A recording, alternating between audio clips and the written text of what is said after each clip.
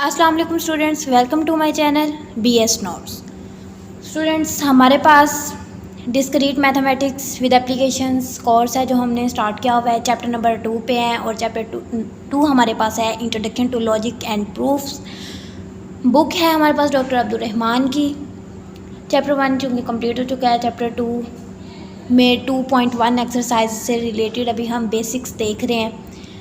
तो आज हम बेसिक्स कंप्लीट करेंगे अपनी, ताकि हम बहुत जल्द एक्सरसाइज 2.1 की तरफ मूव कर सकें। तो स्टूडेंट्स, हमने पिछले लेक्चर में कॉन्टीजेंसी तक हमने सारा पढ़ लिया था। आज के लेक्चर में हमने पढ़ना है क्वांटिफायर्स। क्वांटिफायर्स क्या है? क्वांटिफायर्स देखते हैं। स्टूडेंट, हम बात करते हैं क्वांटिफायर्स। क्वांटिफायर्स वर्ड और symbols which convey the idea of quantity. कोई वर्ड या कोई सिंबल जो हम यूज़ करें और वो हमें किसी रेंज का बता रहे हो या किसी भी चीज़ की क्वांटिटी के बारे में कोई आइडिया दे रहे हो, किसी नंबर की कोई रेंज बता रहे हो, तो वो हमारे पास क्या होगा? क्वांटिफायर्स होगा। दोबारा रिपीट कर रही हूँ, वो सिंबल या कोई वर्ड जो हमें किसी भी चीज़ की क्वांटिटी या किसी नंबर की रेंज का आइडिया दे रहा हो, वो हमारे पास क्या होगा? क्वांटिफायर्स। आगे हम देखते हैं क्वांटिफायर्स की हमारे पास 2 टाइप्स हैं। स्टूडेंट्स, क्वांटिफायर्स की हमारे पास 2 टाइप्स हैं। फर्स्ट टाइप हमारे पास है यूनिवर्सल क्वांटिफायर और सेकंड जो है वो हमारे पास है एग्जिस्टेंशियल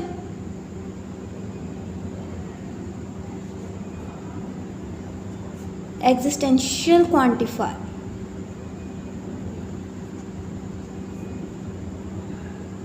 स्टूडेंट्स, ये 2 टाइप्स हैं हमारे पास क्वांटिफायर्स।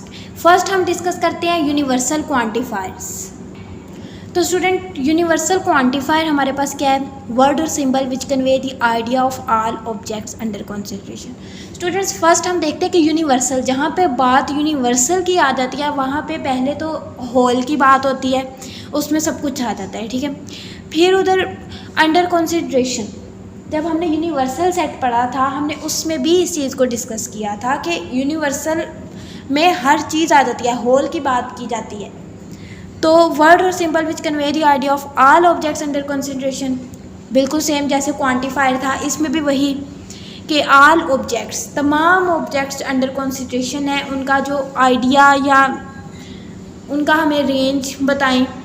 वर्ड या सिंबल जो भी हम यूज़ करेंगे उस चीज़ के लिए, वो हमारे पास यूनिवर्सल क्वांटिफायर होगा। अब हम यूनिवर्सल क्वांटिफायर के एक एग्जांपल देखते हैं।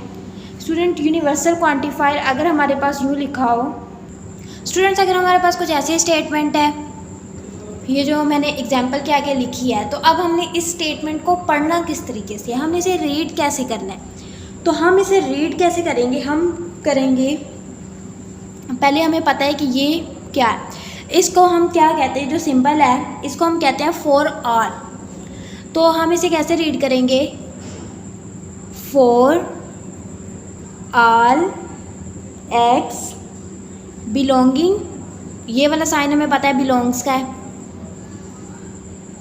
बिलोंग्स टू बी, ठीक है। ये वाला फॉर ऑल का, और ये एक्स है, और ये हमारे पास बिलोंग्स, और ये हमारे पास जो हमारा सेट है वही बी। और साथ हम आगे लिख देंगे द गिवन स्टेटमेंट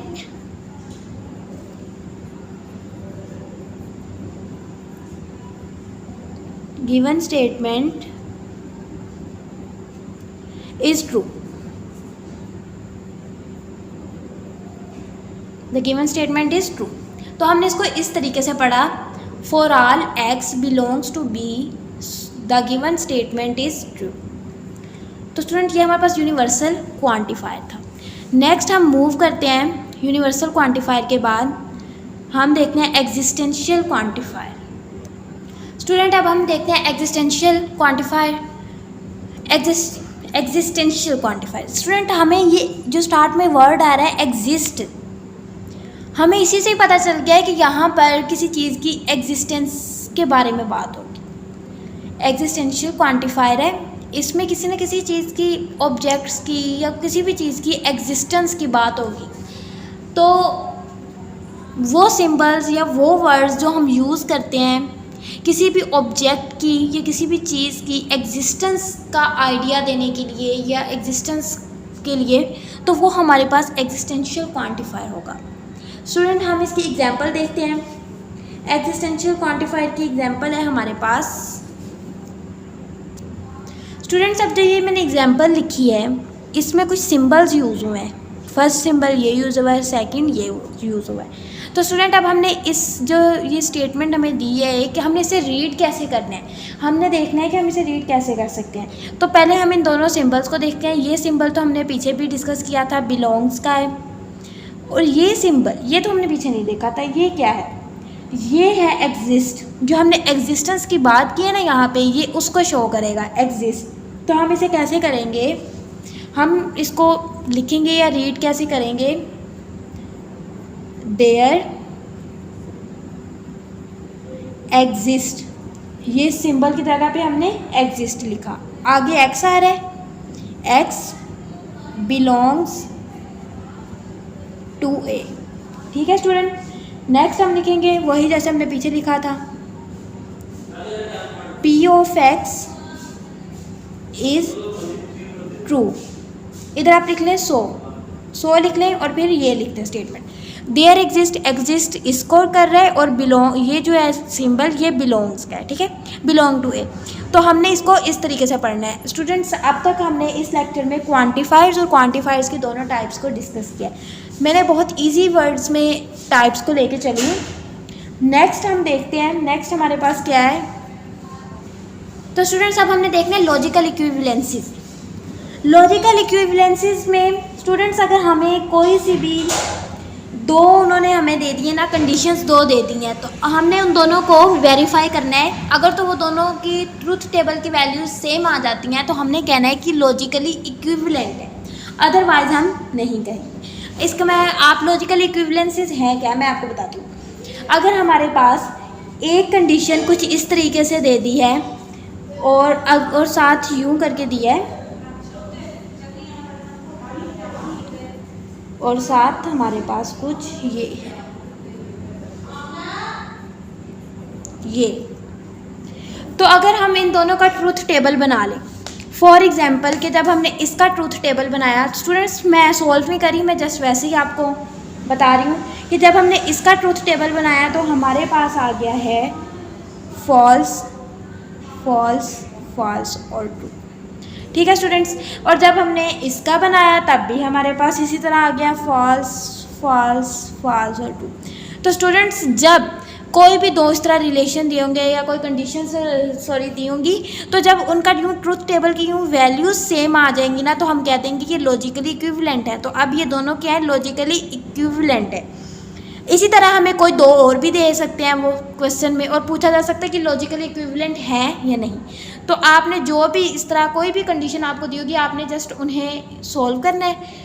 आप लाजमी नहीं है यही दो कंडीशंस हो, कोई भी कुछ भी दिया हो सकता है, आपने जस्ट उसे सॉल्व करना है। बिकॉज आपको पता है कि आपने बिकॉज पीछे सारा देखा होगा स्टूडेंट, इसकी बेसिक्स देखी हुई हैं, आपको पता है ये निगेशन है, तो आपको इम्प्लाइज हर चीज़ का आपको पता है। तो अगर तो इस तरह सारा सॉल्व करने के बाद अगर ट्रूथ वैल्यूज़ ये फाइनल जो वैल्यूज़ हमारे पास दोनों की आ रही हैं, अगर तो स्टूडेंट्स ये आ गई हैं सेम, तो ये लॉजिकली इक्विवेलेंट होंगे। अब हमने देखना है कि हम लॉजिकली इक्विवेलेंट को किस तरीके से डिनोट कर सकते हैं, क्या नोटेशंस हम इसके लिए यूज़ करेंगे।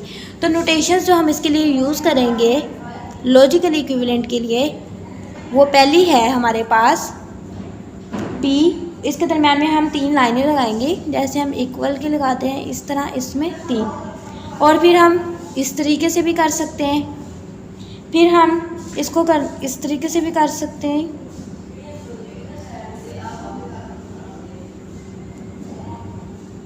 ये, और इसके ऊपर हम